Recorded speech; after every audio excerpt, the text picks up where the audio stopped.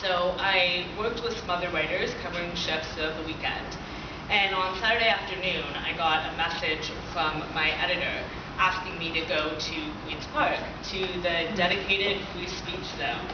And I arrived there in the afternoon, and when I got there, everything was sort of winding down. Like it was about 4 o'clock, it seemed like the end of the day. There had been the march before.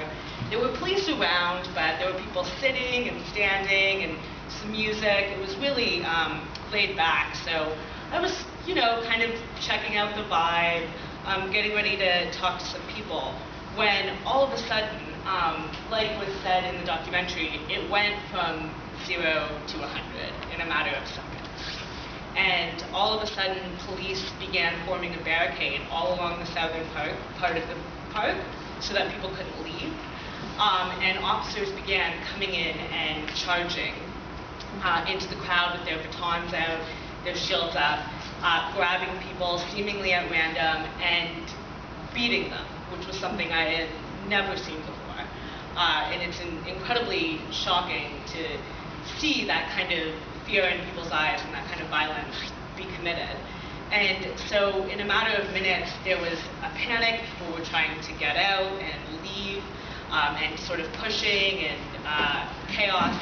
And out of the corner of my eye, I saw an officer come up from behind and with his baton out and his shield up. And before I sort of knew what was happening, he had hit me. And it hurt a lot to be hit with a baton. Way more than you think it will. Like, yeah, that shit hurt. So I was just in complete shock. It was mayhem, and everybody was freaking out, and I had just had this huge blow all along the right side of my body. And luckily the officer was distracted by something else, and I was able to just kind of get out, run out of the crowd, and make my way out. And the minute I got out of the park, I just broke down. It was complete shock. I'm a very fortunate person. I've never been assaulted in my life, so to have the first beating come from a police officer is a very weird thing to sort of try to comprehend. But I knew that what I should do right away was go to my editor's apartment so that we could photograph my injuries. So that was what we did. There was already within seconds marks and bruising appearing, and we wanted to get the message out that Queen's Park wasn't safe.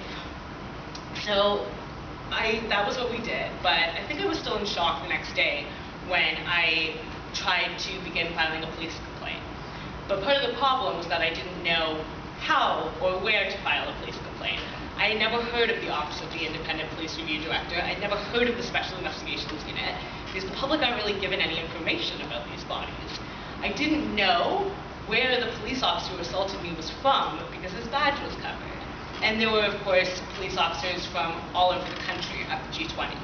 So I was at a bit of a loss until that evening a friend of mine saw a photo on the internet that was uploaded anonymously and said, "I think this is a photo of you."